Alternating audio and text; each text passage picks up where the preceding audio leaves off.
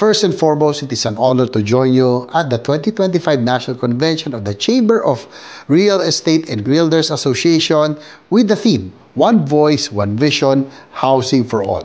For more than 50 years, CREMA has stood as a strong partner of the government in building not just houses but homes that uplift the lives and communities. Your dedication to real estate construction and development has been vital in making shelter a foundation of economic and social progress. As your ally in the Senate, I remain committed to pushing legislative measures that will strengthen housing and urban development. Together, we can assure that every Filipino family will have access to a safe, decent, and affordable home. Muli, maraming salamat, and may this convention inspire stronger partnerships for the future of Filipino families. Mabuhay ang CREMA!